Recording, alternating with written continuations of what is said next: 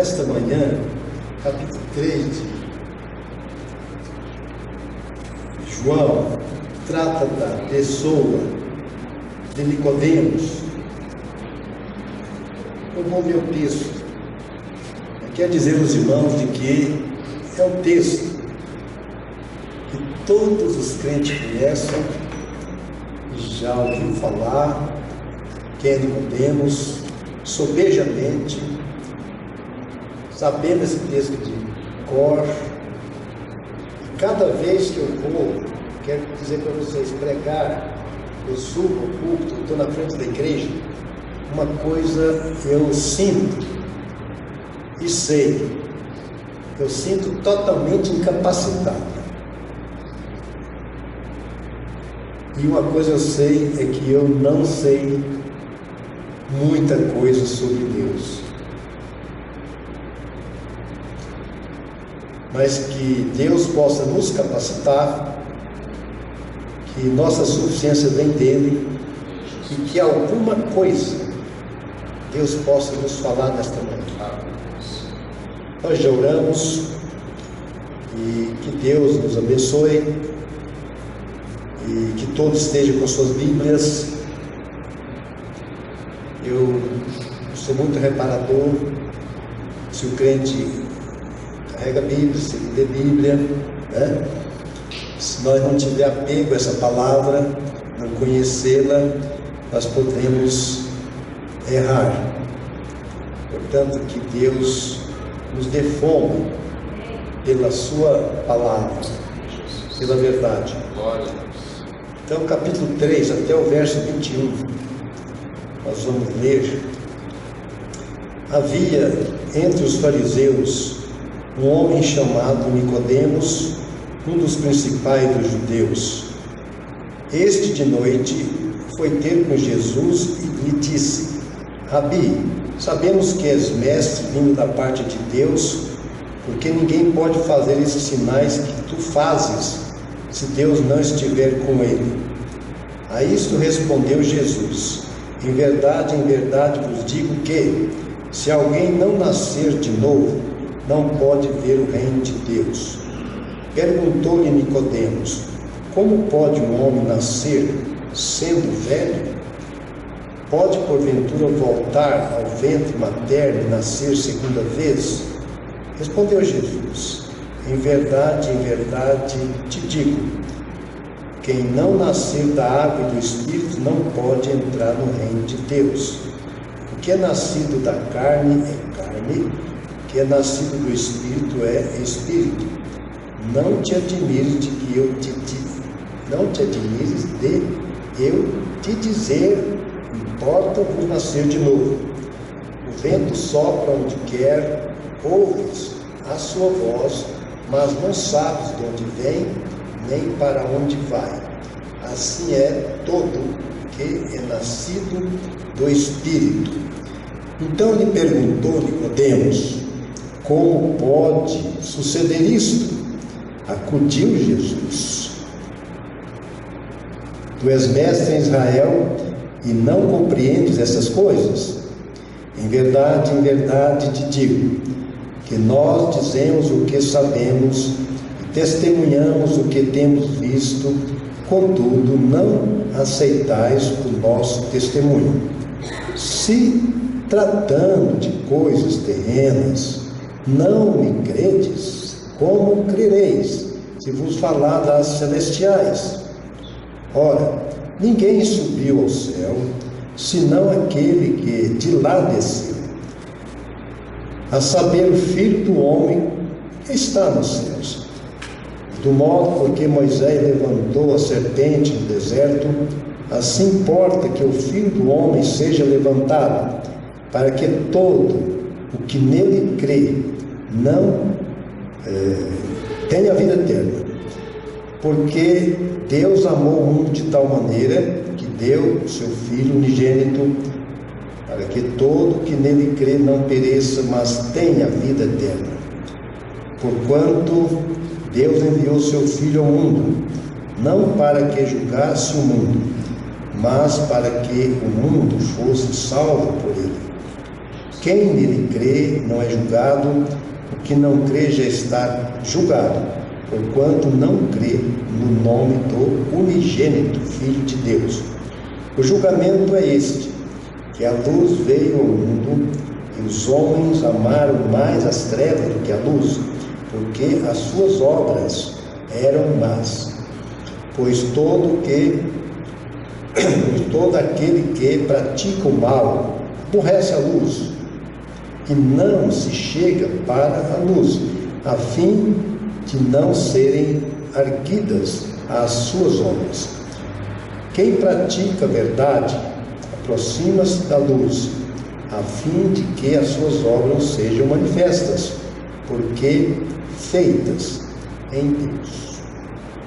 Amém, Jesus. Então, meus queridos, nós vamos tratar desse texto, e vocês podem me interromper qualquer hora, levantar a mão, como tem sido, e assim que nós vamos trabalhar nesta manhã. Mas antes de tudo, eu quero dizer aos irmãos que eu já ouvi muitas explicações sobre Nicodemos, dizendo que Jesus estava exigindo de Nicodemos o novo nascimento, exigindo dele o novo nascimento, naquele momento. E, na verdade, não é bem assim. Jesus não podia estar exigindo de Nicodemos, naquele momento, o novo nascimento.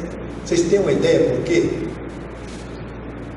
Jesus estava falando das condições para o novo nascimento, certo?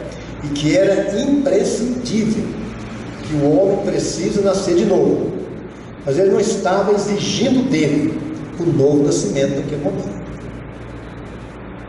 Mas lendo o texto, a gente parece que Jesus estava sendo incisivo com Nicodemos, estava sendo categórico, e Nicodemos estava realmente sem saída, sim, mas não para aquele momento. Eu entendo que provavelmente Nicodemos estava no projeto de Deus para ser uma nova criatura, mas num tempo imediatamente logo para frente. Por quê?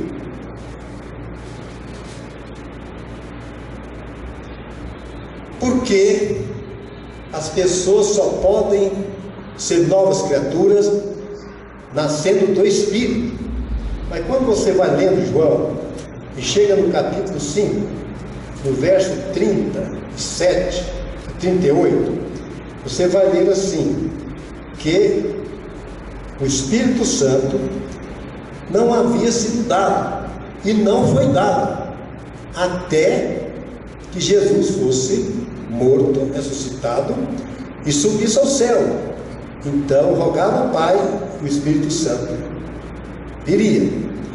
Provavelmente ninguém nasceu de novo até o dia de Pentecostes, porque teria que nascer do Espírito, e o Espírito não fora dado até esse momento. O verso 5, capítulo 5, verso 37. Capítulo 5 mesmo, 37, de João. E o Pai que me enviou, Ele mesmo tem dado testemunho de mim. Nunca ouvistes a sua voz, nem vistes a sua forma. O Espírito não havia sido dado. 5:37.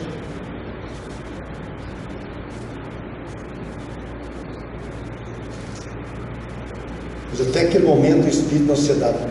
Foi no grande dia da festa, Que Jesus falou: quem tem a sede, venha a mim e beba.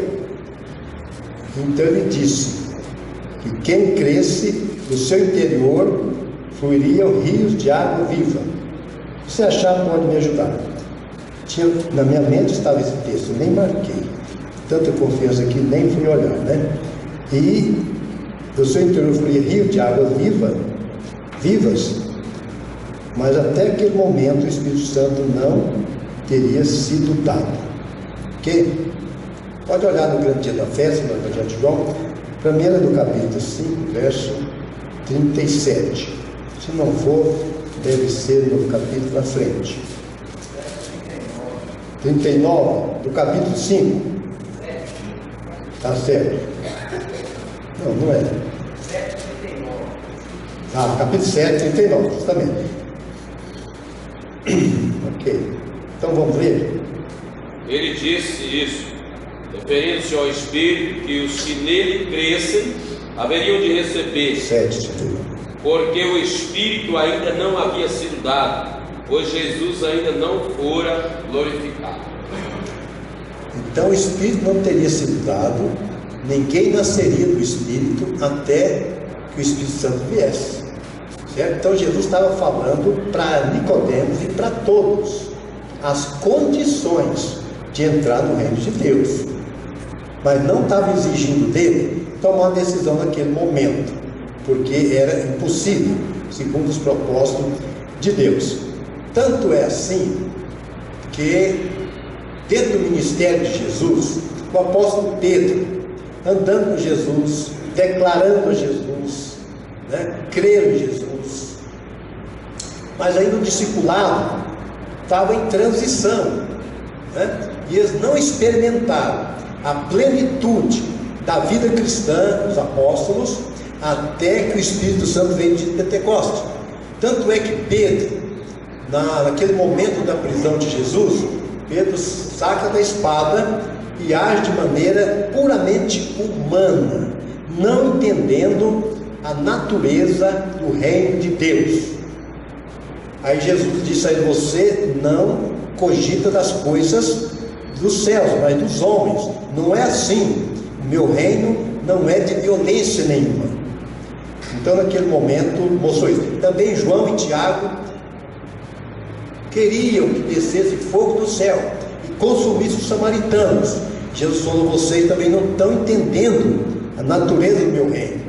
Agora, após o Pentecostes, nós estamos vendo que Pedro se entregou totalmente a ser morto, totalmente contrário, e se colocou à disposição realmente do Evangelho, e sem medo, com intrepidez, anunciou, condenou aqueles que mataram Jesus, porque estava cheio do Espírito Santo. O fato de ter andado com Jesus autenticou, porque as autoridades disseram: eles não andavam com Jesus.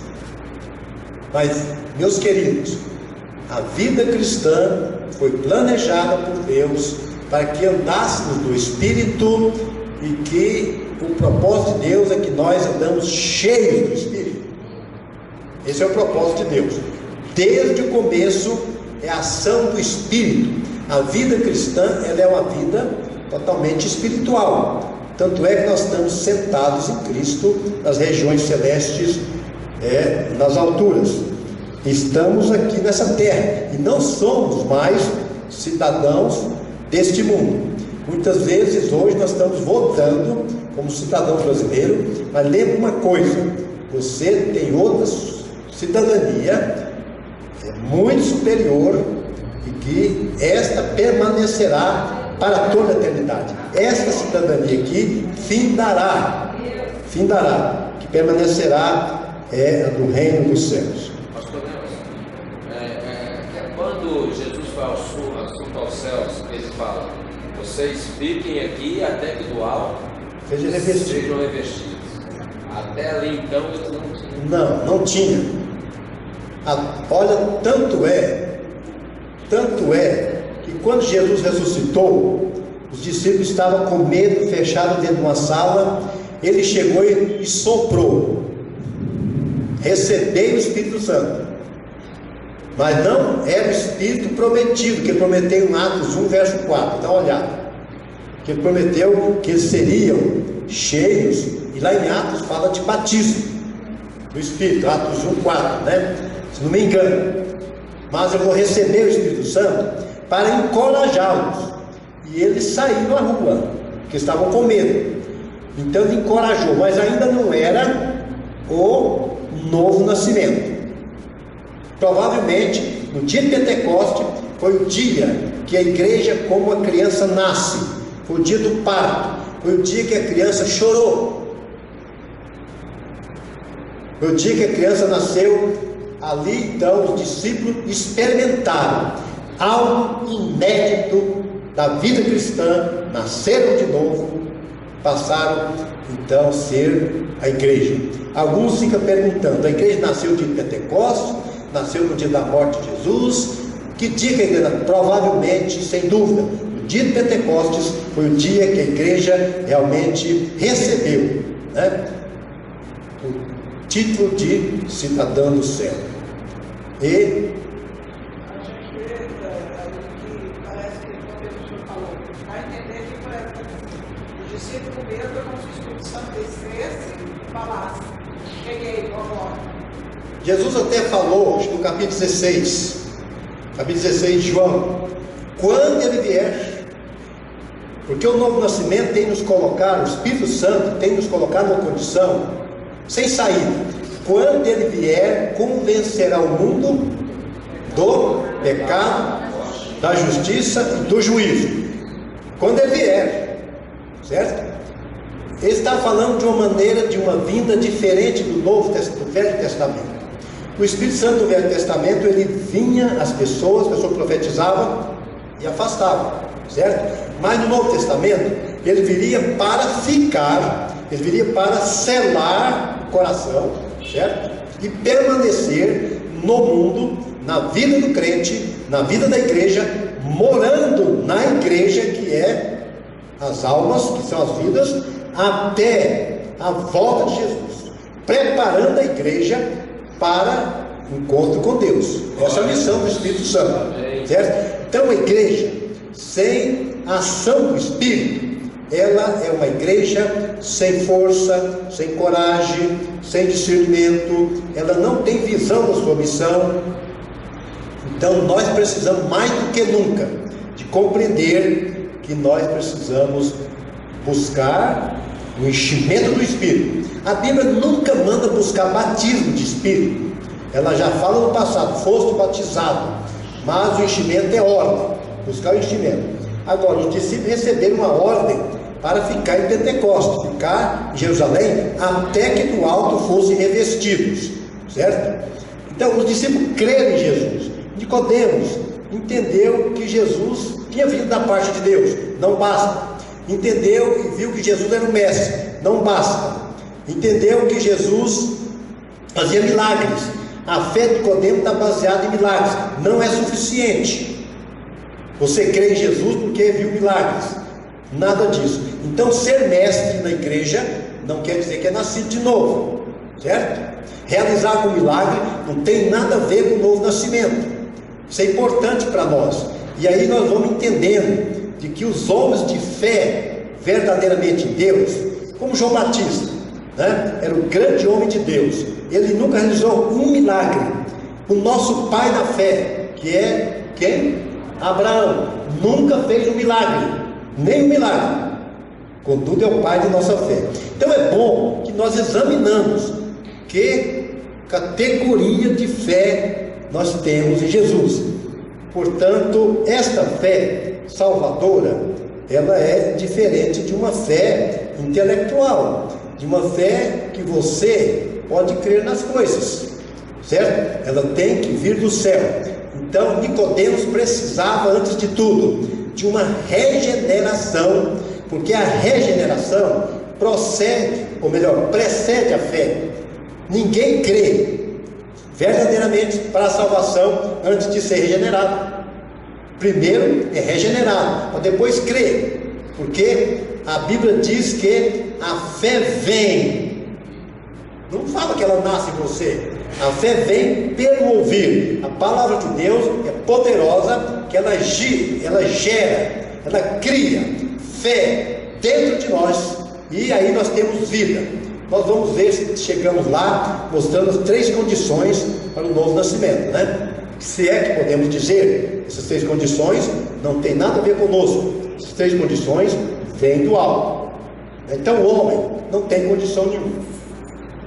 Mas nós estamos aqui para conversarmos um pouco. Então, pode colocar que ninguém nasceu de novo antes do Pentecostes, certo? Mas tinha uma fé que estava em transição até vir o Pentecostes. Depois, sim, foi autenticada e eles nasceram de novo. Então, Nicodemos era este homem que nós temos aí, tem chamado nossa atenção, muito importante estudar sobre ele. Não tem como muitas vezes pregar sobre o nascimento sem falar de Nicodemos, é um texto clássico do Novo Testamento. Então Jesus foi enfático, já dissemos, categórico. Ele falou: não é só você, é ninguém pode ver o reino de Deus se não nascer de novo. Está no verso 3 aí. Acrescentou: se alguém não nascer da água e do Espírito, não pode entrar no reino. Muitas pessoas têm que questionar, ver o reino, entrar no reino, né? É a mesma coisa? É a mesma coisa, certo? É a mesma coisa, né? Assim, há pequenas diferenças, né? Pequenas diferenças. Jesus arrematou: é necessário nascer de novo. Nenhum indivíduo pode entrar no reino sem nascer de novo.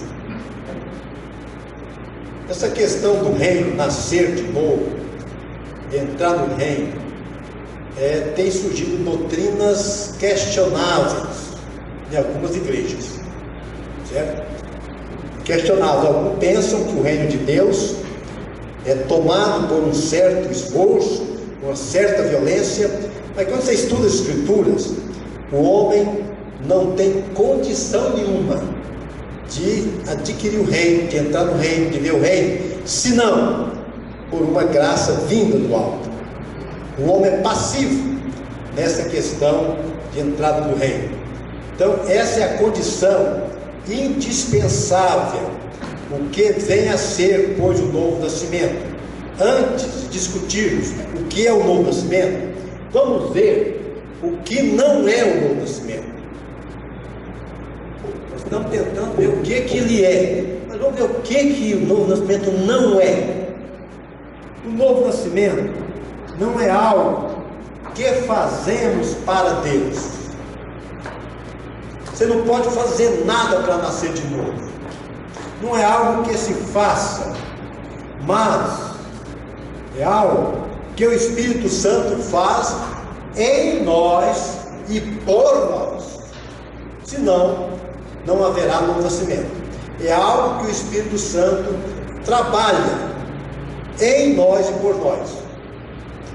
Na linguagem teológica, existe a palavra chamada monegismo. Monegismo. Só uma ação na salvação do homem. Não tem duas. Não tem o homem querendo e Deus também ajudando ele. Não. É só uma ação. Monegismo. O outro termo é sinegismo. Duas ações para acontecer o novo nascimento, que é uma colocação de Pelágio e de Armínio, que foram dois teólogos dentro da história, um no quarto século, outro no século, depois do século XVI, uns 100 anos depois da Reforma, nós encontramos essas questões sendo levantadas. Todos dois foram condenados, expulsos da igreja e expulsos do país, porque a Bíblia teve isso como heresia. A igreja daquele tempo teve isso como, decretou como heresia. Então, no quarto século, Agostinho levantou falando, foi o primeiro a pregar sobre regeneração. Ele entendeu, interpretou Paulo, pregou sobre regeneração, pregou sobre eleição, mas no mesmo tempo levantou um outro teólogo chamado Pelágio e combateu Agostinho. A coisa arrastou por uns quase 50 anos, mas veio um concílio e Pelágio foi expulso da igreja. Mas O pensamento de Pelágio nunca saiu da igreja, dizendo assim: o homem entra com a vontade, Deus entra com a graça, aí acontece o novo nascimento.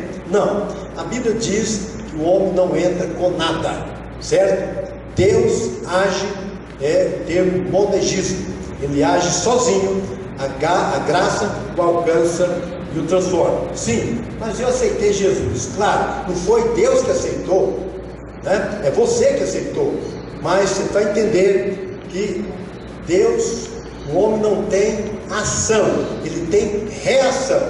Deus agiu no morto, ele acordou e ele abriu os olhos e ele creu. Então, no pacote da regeneração vem a fé, vem tudo ali. O homem se torna, ele mesmo não entende porque ele está crendo assim. Então, Deus realiza em vós tanto o querer como o efetuar, o realizar, ou efetuar. Portanto, o autor da fé é Jesus. O autor da fé é Jesus, não o homem. Quem é o autor da fé? Né? O autor e consumador da fé. Hebreus 2, verso 1 e 2 lá. Ele é o autor e consumador da fé. E a fé vem, ela não nasce em nós. A fé é salvadora. Agora, a fé que quer crer em milagres, quer admirar, pode nascer uma fé intelectual na vida de muita gente. O que não é novo nascimento? Não é nós fazendo nada para Deus. Por exemplo, você nasceu fisicamente, você pediu para nascer, você fez algum esforço para nascer,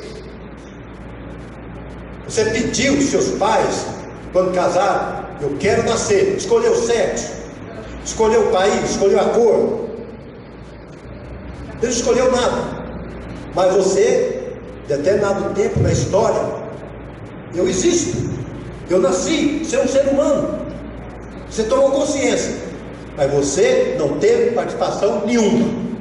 Assim é o novo nascimento. Você não pediu para ser filho de Deus, Ele escolheu, e dê graça a isso, adore por isso. Você não veio na igreja para receber bênção, você veio porque você é uma bênção. A Bíblia nos ensina, Deus falou para Abraão assim: anda na minha presença e seja uma bênção. Mas a igreja está cheia de gente que vem para receber bênção. Tem que pensar diferente. Eu sou uma bênção, sou eleito, sou escolhido, sou predestinado. Ninguém me tirará isso da vida. Portanto, novo nascimento, meus irmãos, é algo que Deus realizou em nós, por nós, sem nosso auxílio. Sem nosso auxílio. Nicodemos foi ao encontro de Jesus de noite. Muitos sabem por que foi de noite. E perguntou-lhe, chamou ele de mestre, vindo da parte de Deus. Ninguém pode fazer. Tudo isso é interessante. Eu sabia de tudo isso. Verso 2, capítulo 3. Nicodemos era um homem rico, culto, religioso. Ele era fariseu. A seita quer dizer separado. A seita de Nicodemos era tão rígida. Escute o que eu estou dizendo, e é verdade, né? Na história do fariseu conta isso, que se uma galinha botasse um ovo no sábado, poderia comer o ovo, porque o ovo não teve nenhuma culpa disso, mas a galinha deveria ser morta no domingo, porque ela fez uma ação. Veja que coisa horrível, né? Ele fazia parte disso. Jamais comia qualquer coisa sem lavar mãos. Eram realmente esse tipo de seita que ele pertencia. Contudo, ele estava totalmente equivocado. Provavelmente ele ensinava de um novo reino que viria, porque os judeus esperam até hoje o reino do Messias, certo? Provavelmente ele estava ensinando: olha, você lavar as mãos, você não ficar conversando com pecadores, com mulher então, né, de jeito nenhum, e seguir o ritual, aquela coisa toda dos fariseus. Você provavelmente vai entrar no reino que virá. Então ele tinha uma experiência de um reino, mas quando Jesus falou para ele dessa maneira, ele levou um susto. Ele pensou: eu não sei nada disso, como é que é isso? Tudo novo para ele. Assim, meus irmãos, tudo é novo em nossa vida, quando tudo fica para trás, né? Se alguém está em Cristo, nova criatura. A religião dos seus avós, dos seus pais, a maneira de você pensar, tudo é novo, visto para nós. Nicodemos ficou um tanto assim, atordoado, e queria saber, mas na verdade ele só ia entender depois que nascesse de novo. Deus tinha que operar um milagre nele. Provavelmente ele estava na meta, porque lá no capítulo 7, verso 50 de João, ele, na verdade, se aproximou junto com José de Arimateia, pegou o corpo de Jesus, levaram e sepultaram. Ele era tido um dos ricos, um dos principais, um dos governantes, um dos senadores de Israel. Então ele creu. Aí ele publicou aquilo que ele estava fazendo ocultamente, ele publicou para todo mundo que ele estava crendo. E os outros fariseus questionaram: porventura ele está crendo nele? Certo? Ele começou a perder o medo ali. Portanto, Nicodemos foi ter com Jesus à noite, mas a noite dele era muito mais escura do que aquela noite que ele foi lá. Certo? Era muito mais escura. Ele não estava sabendo que ele estava procurando. Deus provavelmente salvou Nicodemos. Portanto, ele era um homem de uma influência muito grande, de um respeito muito grande, tinha uma vida imaculada e guardava muitos preceitos da lei, pensando nisso no dia entrar no reino do Messias vindouro. Mas isso não aconteceu. E chama a atenção de Nicodemos o seguinte: em primeiro lugar, que ele tem uma confissão. Assim como Raabe, ele faz uma confissão. Ele fala assim: mestre, sabemos que as peças vindo de Deus. Ele já faz uma confissão. E depois, quando ele parar, que Jesus começa a explicar, que ele fala assim: veio de Deus e tal, Jesus fala para ele fala assim: você não está entendendo nada. E depois, quando Jesus morre, os discípulos tudo morreram. Ninguém foi lá reclamar o corpo de Jesus, mas ele expôs toda a sua influência, ele expôs tudo, e foi lá e pegou aquele condenado, aquele que era vergonha, a cruz que era vergonha. Certamente ele lembrou, porque ele era culto, que Jesus explica para ele, assim como Moisés levantou a serpente, importa que o filho do homem seja levantado. Então, certamente ele lembrou disso, que o filho do homem foi levantado. Moisés levantou a serpente. Então, ele pegou a influência dele, ele pegou tudo, fez igual Paulo, jogou para lá e correu para a cruz. Até porque estava profetizado que Jesus, na sua morte, esteve com o rico. Nicodemos é um que estava na cidade. E José de Arimateia e Nicodemos, que era também um muito rico e influente. Outra coisa, quando Jesus foi condenado, José de Arimateia e Nicodemos não estavam presentes. Não. A gente vê que José de Arimateia e Nicodemos sempre jogavam coisa na lei que confundiam o sinédrio. E quando José de Arimateia, quando eles começavam a falar, nós tem que matar esse homem, que não sei o quê, eles falavam: mas peraí, a lei prescreve isso. Isso. Não pode condenar um homem de ouvido e tal, né? Porque o negócio deles era realmente eliminar Jesus de qualquer maneira. E Nicodemos começou a querer fazer justiça. Não se faça isso com o homem. Aí ele falou: mas para lá, o que aconteceu com você? Está crendo? Você está destoando aqui. Dá uma nota, né, diferente aqui do sinédrio. O que está acontecendo com você? Está explicando lá isso, né? Portanto, resumindo esse ponto aí, nada diz que Nicodemos era, fazia e guardava era suficiente para a sua salvação. Ele precisava nascer de novo. A salvação não tem a ver com posição social, com cultura, com religião. Eu vou dizer uma coisa, é para vocês entenderem, não é para vocês ficar mal entendido. Salvação não tem nada a ver você frequentar a igreja. Não é por frequentar a igreja que você é salvo, mas porque você já está salvo e você frequenta a igreja. Tá certo? Não é por dar oferta e dízimo que você vai ser salvo, mas porque você é salvo, você pratica essas coisas. É por fazer boas obras. Certo? Então precisamos entender isso, porque tem muita gente pensando assim. Isso é uma questão também a gente vai tratar um dia, a segurança dessa salvação, sabe? Segurança dela. Uma vez que ela aconteceu, certo? Agora, sim, depois que é salvo, temos sim uma responsabilidade, temos uma consciência, certo? Temos uma consciência. Mesmo assim, depois de salvo essa consciência, você não vai chegar ao céu por suas forças. Do começo ao fim, tudo é graça de Deus. Então eu tenho ilustrado assim, duas palavras diferentes na Bíblia, parecidas, mas é diferente. A palavra perseverar com a palavra preservar. Você sabe por que você persevera? Muitos crentes falam assim: pastor, nós temos que perseverar até o fim, senão não vamos ser salvos, porque está escrito em Apocalipse, não é? Quem perseverar, quem terá salvo, receberá a coroa da vida, né? Então você tem que entender que você persevera.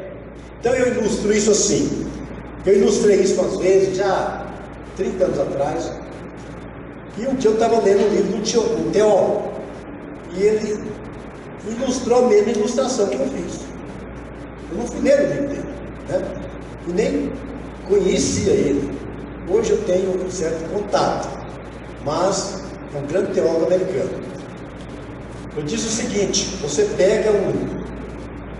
compra um frango lá no mercado, certo? Ele está resfriado direitinho, comestível, saudável. Você leva o frango, eu não vou comer esse frango hoje, está saudável, vou pôr no congelador.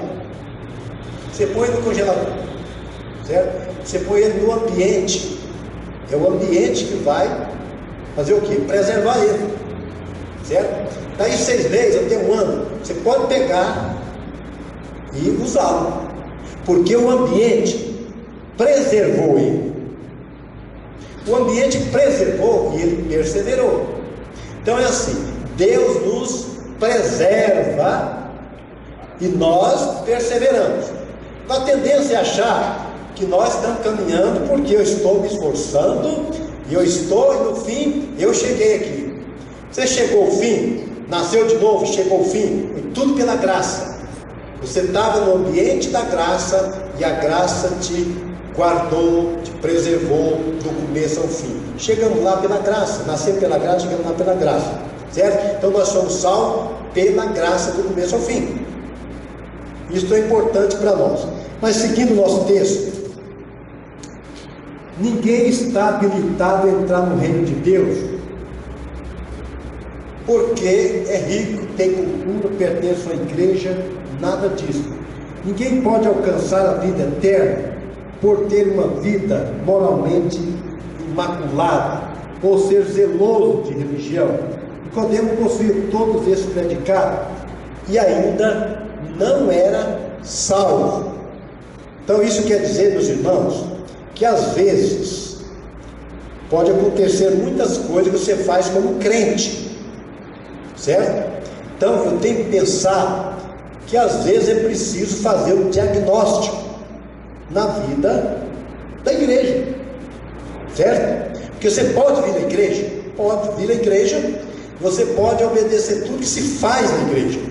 Por exemplo, eu já observei pastorados, uma pessoa é lá de fora do mundo, ele vem à igreja, ele vem e fica ali, naturalmente senta lá mais para trás e ele fica observando. Aí ele fica observando assim, o pastor manda levantar, e nós, os crentes levantam, para não ficar sentado sozinho, ele levanta também. Depois fala, vamos levantar as mãos, ele levanta, bater palma, ele faz. Ele vai aprendendo tudo que os crentes faz, certo? Ele vai aprendendo tudo. Olha para continuar, ser membro da igreja e tal, né? E já está frequentando, ele fala, agora você precisa batizar, certo? Mas nós devemos fazer o exame com essa pessoa, antes de tudo, certo? Paulo batizou gente, em Atos, por segundas intenções, para receber o poder do Espírito, para ganhar dinheiro, para fazer muita coisa. Então as pessoas têm vários motivos porque frequentam a igreja, certo? Então a igreja, ela é uma igreja mista, certo? A igreja, ela tem gente salva e gente não salva. A igreja que nós estamos falando é a igreja visível. Só Deus conhece a igreja, que a igreja é invisível, a igreja local é visível, né? Então a igreja, ela tem isso. E hoje a igreja, não aqui, eu penso que aqui não, mas a igreja de Centro de Goiânia, a igreja de São Paulo, eu vi de um pastor de uma igreja batista, falou: gente, cuidado aqui com a nossa igreja, você não deixa uma bolsa no banco, por favor, porque a nossa igreja é uma igreja muito mal frequentada, certo?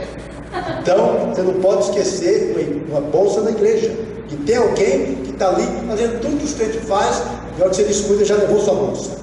E nós olhamos assim, a igreja hoje está cheia, mas você não sabe quem está ali. Isso é chamado de igreja, visível, né? Portanto, Deus conhece a sua igreja, só Ele, nós nem conhecemos. Tanto é, no capítulo 3, verso 22, Jesus fala, capítulo 2, verso 23, 24, que Jesus não confiava naqueles discípulos dele. Veja lá como diz. Jesus não confiava neles, sabia que era o ser humano, né?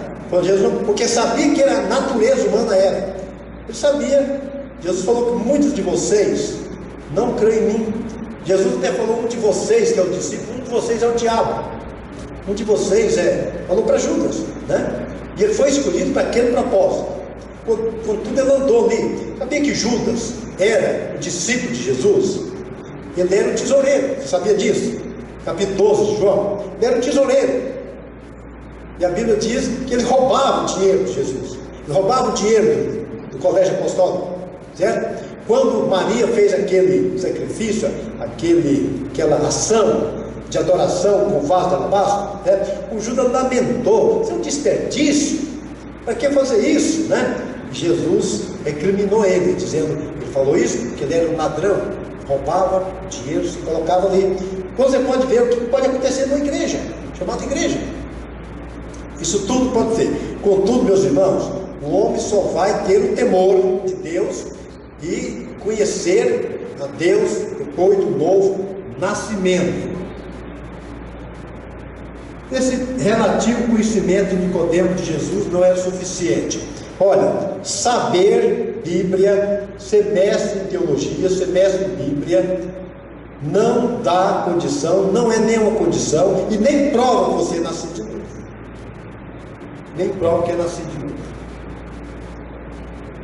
Portanto, Nicodemos tinha uma fé ortodoxa, era um fariseu, conhecia a Bíblia, estava cheio de respeito pela nação, mas ainda não tinha nascido de novo, não tinha informações, faltava ali transformação. Tem gente que tem muita informação, mas falta ali transformação. Não se alcança o novo nascimento por intermédio de ritos, de guardar dias, de não comer certas coisas. Portanto, praticar cerimônias, práticas religiosas. Ninguém entra no céu por pertencer a uma família cristã ou frequentar uma igreja evangélica. Ninguém entra. Ninguém é salvo porque recebeu o sacramento do batismo, né? Ou porque guarda muitas coisas que é pedido da igreja. Bom, não se obtém a vida eterna por ter determinadas informações com respeito às Escrituras. Nicodemos, verso 10 do capítulo 3, Nicodemos era um mestre. E ele chegou para Jesus, dizendo: você é mestre, eu também sou mestre, né? Querendo elogiar Jesus, fazendo algumas afirmações, e Jesus vem direto, não respondeu nada para ele. Ele não fez nem pergunta para Jesus. Jesus foi direto. Quer dizer uma coisa: se você não nascer de novo, a nossa conversa aqui não vai resolver muita coisa. O que é o novo nascimento? O novo nascimento é uma obra, já falamos assim, exclusiva do Espírito Santo. Nascer de novo é nascer. A Bíblia não fala isso, nascer, mas nascer de cima. É algo que vem de cima, não vem da terra, não vem do homem, vem de cima, vem do alto. E a gente destaca 3 aspectos importantes sobre o novo nascimento. O novo nascimento é produzido pela palavra de Deus. Tem que se ouvir a palavra. Tem que se ouvir a palavra. Então, vamos ver isso aí. No verso 3, a água, de acordo com Efésios 5, 26, a água representa a palavra. Isso é o que Jesus quis dizer com nascer da água. A água que nos purifica não é água do batismo, é a água da palavra, Efésios 5, 26. Portanto, primeiro ponto, tem que se ouvir a palavra. Há necessidade de evangelização para o nascimento, para o novo nascimento. A fé vem pelo ouvir, Romanos 10, 17. Somos levados a conhecer a Deus pela palavra. Na Bíblia é que nós vamos ver Jesus, é que o Espírito vai nos iluminar, vendo, estudando e deixando que Deus age na Bíblia, através da evangelização. Nós somos, então, gerados pela palavra. Nós somos gerados.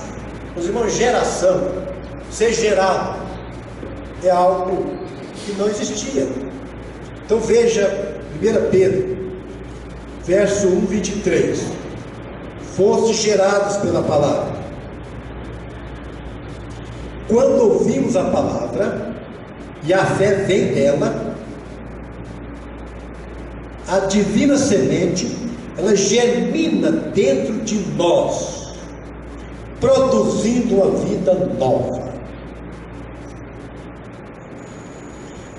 Uma coisa que eu não sei se vocês têm essa admiração pela natureza. Um dia eu peguei uma semente de tangerina, de laranja, coloquei num pequeno vasinho, está até na pia lá em casa, na pia deles, coloquei a semente lá. Você não sabe como, por quê, você não tem explicação.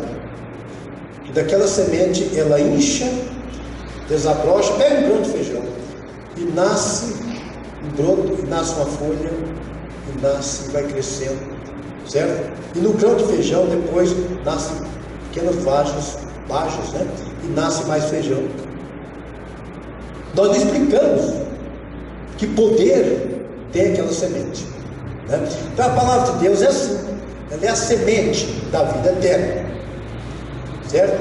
Ouvindo a palavra, ela gera dentro de nós, você não tem explicação. Então veja o poder da palavra. Nós temos podemos dizer que temos alguma ilustração sobre isso na palavra. A palavra tem vida em si mesma.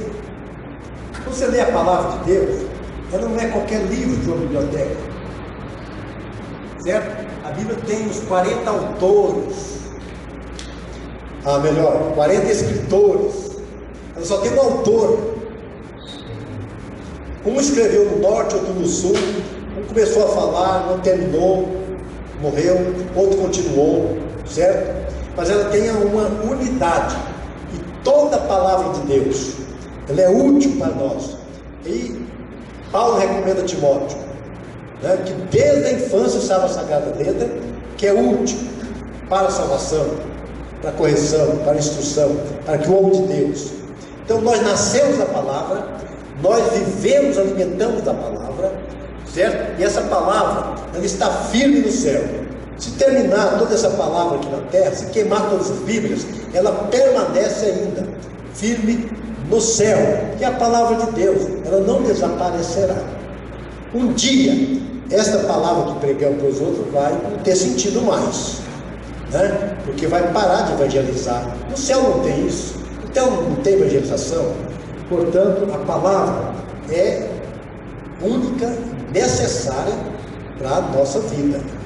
Então, eu quero dizer aos irmãos, pega-se a Bíblia, a estudá-la, a conhecer a palavra de Deus. Estou nesse texto que o senhor falou aí, 1 Pedro 1, 23, né, que nós somos regenerados pela semente, uma semente perecível, mas imperecível, não foi uma semente perecível. Muito mais. E aí no capítulo, aí continuando aí no versículo 25 diz assim: mas a palavra do Senhor permanece para sempre. E essa é a palavra que vos foi evangelizada. Essa é a palavra que foi evangelizada, mas para sempre, né? Portanto, tem que evangelizar com a Bíblia, né? Bom, então a palavra é meio. O Espírito usa a palavra, porque a palavra é o quê? A espada do Espírito. Então nós precisamos ser pessoas espirituais, falar pelo Espírito, para que a palavra seja usada. É isso? E ter discernimento, interpretação da palavra. Então o novo nascimento é produzido também pelo Espírito. Palavra e Espírito. Nascemos da água, pela palavra, pelo Espírito. O Espírito Santo, ele age em nossa vida e não sabemos. Vocês vão dar tempo de nós entrar aqui até a questão do vento, né? Que o Espírito Santo é como o vento. Portanto, nós encontramos em Tito, capítulo 3, verso 5, pode ler para nós: somos salvos pelo lavar regenerador do Espírito Santo. Ele implanta em nós o princípio da nova vida, e então somos gerados de novo. Essa ação do Espírito, ela é invisível, mas ela é perceptível. Você percebe algo mudando no seu coração, e as pessoas percebem também você sendo transformado, mas ela é invisível. Essa ação do Espírito, ela é invisível. É como o vento que não sabemos de onde vem, nem para onde vai, mas ouvimos a sua voz. Ouvimos a sua voz. O vento tem uma voz. Não sabemos de onde vem nem para onde vai, mas percebemos seus efeitos. Verso 8: o Espírito é livre, ele é soberano. Nessa ação salvadora, ele é como o vento. Nós ainda não sabemos o poder que tem o vento. É extraordinário. Portanto, o texto, verso 8, diz que ele sopra onde quer. Ele sopra onde quer, em quem quer, quando quer, aonde quer. Por exemplo, o Espírito Santo sopra lá na cadeia, lá na prisão. Se você for lá e pregar, ele sopra lá, certo? O Espírito Santo sopra no hospital. Vai no hospital e começa a evangelizar. Ele sopra no hospital, a pessoa nasce lá. Ele sopra na rua. Ele sopra na rua. Nós encontramos. Ele sopra na boate, se você for lá e pregar. E eu creio que ele sopra até no prostíbulo, se você for lá e pregar. Amém. Nós vamos deixar, apesar que o Espírito Santo só age dentro da reunião dos crentes aqui. Ele age, ele sopra em qualquer lugar que você usar a palavra, que você estiver lá, cheio do Espírito. Ele sopra no campo de futebol. Ele sopra no campo. Ele sopra em todo lugar. Claro, sopra também na igreja. Ninguém pode determinar onde o vento do Espírito vai soprar. E nem quem pode dizer eu quero que ele sopre aqui. Não, ele é livre, ele é soberano. Ninguém pode então deter o vento quando ele sopra. Nós não sabemos o que pode acontecer quando nós pregamos. Por exemplo, quando Ezequiel foi pregar no Vale de Ossos Secos, o Vale de Ossos Secos, Ezequiel falou: Senhor, profetiza esses ossos secos, profetiza esse vale. Mas como será isso? Falou assim: profetiza aí. E ele profetizou. Meus irmãos, pregar o evangelho, evangelizar, fazer missão, é profetizar a um vale de ossos secos. Mas nós temos que obedecer, ir por todo o mundo e evangelizar. Porque pode esses ossos se tomar forma e começarem a andar, né, ser revestidos de carne e se tornar vidas. Então, portanto, nós temos que crer no poder do Evangelho. Bom, o chamado de Deus, ele é irresistível e eficaz. Ele é chamado e eficaz. Há dois chamados de Deus. Quando você está evangelizando, você está pregando para um grupo, um aglomerado de pessoas. O chamado de Deus, ele chama assim: são muitos chamados, poucos são escolhidos. Você chama todo mundo são chamados, toca ao sentido, aos ouvidos. Porém, o Espírito Santo vai lá no coração e fisga você. E isso chama chamado eficaz, chamado irresistível. Ninguém jamais resistirá à sua vontade. Ele te chama e ele te traz. Ninguém vem a mim se pelo Pai não for trazido. Ele te traz, mas você vem de boa vontade, porque já te transformou. Ninguém vem a Jesus esperneando, dizendo: eu não quero, mas você vai vir. Não é isso não. Você vem porque ele te transforma e você vem de boa vontade. Ontem você não cria, ontem você era contra, mas hoje você está vindo de bom grado e alegre. Então, meus irmãos, primeiro é o Evangelho que entra em nós. Aí nós entramos para o Evangelho. Não foi Paulo que entrou para o Evangelho, foi o Evangelho que entrou em Paulo. Paulo não estava procurando a igreja. O que Paulo estava fazendo? Perseguindo a igreja, matando crentes, esfolando, judiando, tirando de dentro de casa. E no caminho, Jesus vem e confronta Paulo, entra de frente de Paulo. Não foi Paulo que estava procurando, ele estava procurando a igreja para eliminar a igreja. Portanto, é o Evangelho que entra nas nossas vidas, no tempo de Deus, quando Ele quer. É o vento soprando, aonde Ele quer, em qualquer lugar. E Paulo, naquele momento, acabou todo o seu projeto. Todo o seu projeto. Foi levado para a casa de um irmão, ficou ali 3 dias. O homem que estava matando agora está de joelho. Tanto é que quando Deus falou com Ananias, interessante, né? Não foi nem um pastor que batizou Ananias, não foi nem Pedro, nem Paulo, nem João, nem Tiago. Quem batizou Ananias, batizou Paulo, né? Ananias batizou Paulo, trocando aqui a volta. O que aconteceu? Um simples cristão. Deus falou com ele: vai lá na casa de Simão, a monte direita e tal. Paulo está lá. Ele encheu de medo, pavor. Tem ouvido falar desse homem? Não vou lá no glória. Pode ir, Paulo. Ele está orando. Jamais. Mas não foi Paulo que foi clamar a Jesus, pedir o batismo do Espírito, pedir o nascimento. Não. Jesus chegou e invadiu a vida dele.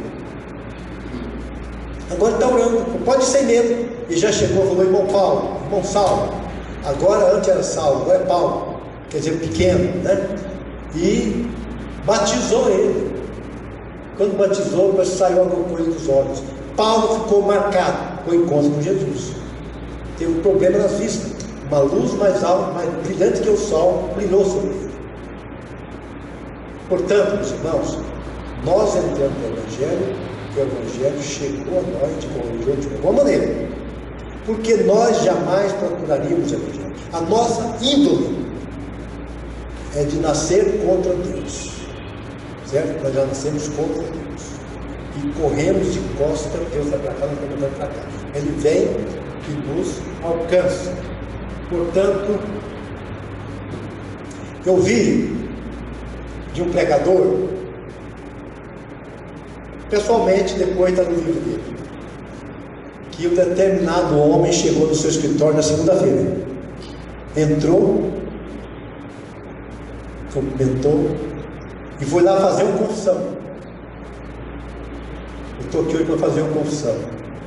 Ok. Pois não. Mas eu tive que ir na sua igreja com um propósito. eu entrei no estacionamento com o propósito de roubar um carro. E fiquei observando os carros. E eu observei qual carro eu ia roubar. Então, quando eu estava escolhendo um carro para roubar, eu escutei o canto de um hino. Saiu aqui de dentro da igreja. E aquilo me pegou de uma maneira, parece que eu fui levado. Eu tentando olhar para o carro, eu fui levado. E cheguei até a porta da igreja. E entrei na igreja. Só que eu entrei na igreja, eu fui convencido que eu era um ladrão, que eu devia deixar isso. Então eu quero dizer ao Senhor que eu quero frequentar a igreja, eu quero me batizar, eu quero ser um cristão de hoje em diante. Então, meus irmãos, o Espírito Santo soprou lá no estacionamento da igreja. O pastor estava cantando aqui. O Espírito Santo soprou lá e o Espírito Santo soprou, trouxe ele para dentro da reunião da igreja. Portanto, esse é o poder, mostrando o poder de Deus. Então veja, nós evangelizamos não só pregando, evangelizamos cantando, vivendo, fazendo ações, que o Espírito Santo sopra e ele convencerá o homem do pecado, do juízo e da justiça, né? E assim ele se rende. Então a gente vê a resposta que eu não saber descobrir, irmão, está falando assim. A nossa liturgia é muito séria, não é coisa que a gente falou assim, não é uma coisa religiosa, é uma coisa muito séria. Nós não estamos a tirar o louvor da palavra do louvor, por exemplo. Porque eu, quando eu era bem pequena, eu lembro de uma senhora que era da igreja, estava cruzando, e ela era prostituta. Ela necessitou aquele inolvidável labor nessa vida. Quando a morte do lado chegava, investia de Deus na alma. E ela começou a pensar nisso. E ela viu que ela não podia continuar com aquela vida, que ela tinha que deixar. Às vezes nós temos pessoas que falam assim, eu vou para aquele dia porque eu gosto do louvor. Aí eu falo, não, eu vou lá porque eu gosto da palavra. Não, depois do louvor eu já vi muito isso. Só a pessoa que está desequilibrada. Agora, a palavra, ela é quem nos ensina a louvar. Deus requer adoração, que prescreveu na palavra. Ele só aceita a adoração do jeito que foi na palavra. Certo? Então tudo vem mesmo da palavra de Deus. Mas, concluindo, aquele homem, ele confessou ao pastor que ele era um traficante, ia roubar um carro para acertar uma conta. Certo? Agora, ele se entregou a vida a Cristo e queria que Deus ajudasse a saldar essa situação, sair dessa situação. Então veja como o Espírito Santo pode agir na vida de muita gente. Meus queridos, não pensem que religioso, Jesus falou assim para os fariseus: meretrizes e publicanos vos precederão no dia de juízo. Certo? Vocês não estarão lá julgando, mas eles vos precederão. Estarão lá antes de vocês. Certo? E quanto mais pecador, necessitado você se sente, realmente é a condição de Deus agir em você. Então, naquele momento, aquele homem foi transformado em uma alma liberta e até nasceu de novo. O vento sopra onde ele quer. Você lembra quando você sentiu o desejo de ir numa reunião? Sempre quando você sentiu o desejo de fazer qualquer coisa, de uma ação boa, isso não nasceu de nós. Foi do Espírito, veio da palavra. O novo nascimento é produzido pelo sacrifício de Cristo. Produzido pela palavra, pela ação do Espírito, pelo sacrifício. Sem o sangue também não vai haver. Certo? Não vai haver. Então o sangue de Cristo. Aí é onde entra a questão da serpente de bronze, né?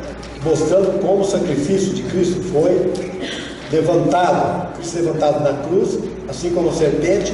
Cada um que era ofendido pela serpente. Então um dia nós fomos picados por uma serpente, Satanás. O veneno dela nasceu com ela. Mas quem olha para a serpente que foi levantada na haste, que é Jesus, né? Será curado.